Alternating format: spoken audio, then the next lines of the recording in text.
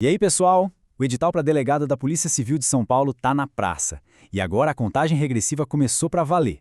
A gente sabe que a realidade para quem sonha com esse cargo é de alta pressão e, nesse momento, mais do que nunca, cada minuto de estudo conta, e muito.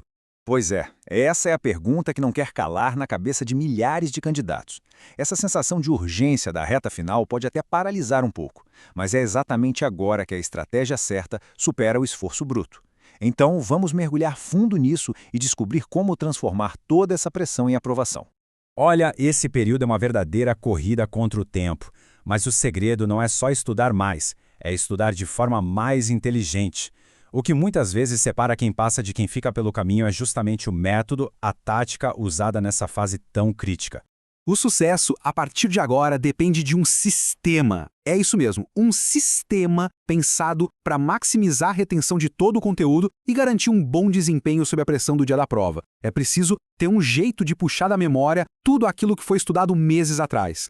Para a gente ver na prática o poder de um bom método, vamos analisar um tópico que é crucial, um daqueles que despencam nas provas, o inquérito policial. Entender como abordar um tema desses é a chave para replicar o sucesso em todas as outras matérias do edital. Bom, o inquérito policial é basicamente a ferramenta de investigação da polícia judiciária. O ponto mais importante aqui é sacar que ele não é um processo judicial, sabe? Ele é um procedimento administrativo que vai juntar as peças do quebra-cabeça para ver se existe base para começar uma ação penal ou não. E olha, essa distinção aqui nesse slide entre processo e procedimento é fundamental. Pensa comigo. Enquanto o processo na justiça já tem as partes bem definidas, com acusação e defesa, garantindo contraditório e ampla defesa, o inquérito é a fase anterior, é a apuração, a investigação, liderada por uma única autoridade. Por isso o caráter dele é tão diferente. E são essas características que definem a natureza do inquérito. Ele é inquisitivo, porque concentra os atos na figura do delegado. É sigiloso, claro, para garantir a eficácia da investigação. É escrito, dispensável se já tiverem provas suficientes para a denúncia e indisponível, porque o delegado não pode simplesmente decidir engavetar o caso. Essa citação do professor Cristiano Campidelli ilustra isso perfeitamente. Imagina só o caos. Se a cada diligência, a cada pedido de busca e apreensão, ou de uma interceptação telefônica, o delegado tivesse que notificar o investigado, a investigação acabaria ali mesmo, né? Seria totalmente ineficaz. É por isso que essa natureza inquisitiva e sigilosa faz ele funcionar. Certo, a gente entendeu o quê? Agora, vamos passar para o pulo do gato, o como. Qual é a estratégia para dominar não só o inquérito policial, mas todos os tópicos do edital? Presta atenção nesse número. Ele é a base de todo o método de estudo estratégico. Ele pode mudar completamente o jeito de encarar a preparação nessa reta final. 72%. O que isso quer dizer? Quer dizer que análises estatísticas mostram que a grande maioria das questões em provas objetivas são baseadas na lei seca, no texto puro da lei. Isso já nos diz o óbvio. Ler a lei é fundamental. O problema é que ler a lei de cabo a rabo pode ser uma tarefa bem maçante e pouco produtiva sem um guia.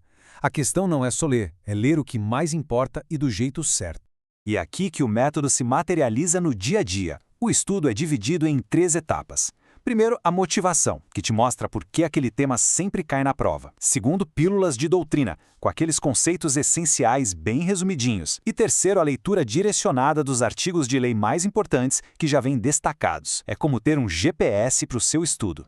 Agora vamos para a parte que eu acho a mais inovadora da metodologia, uma que lida com o nosso lado humano e psicológico nesse estudo intenso, algo que, convenhamos, quase sempre é deixado de lado.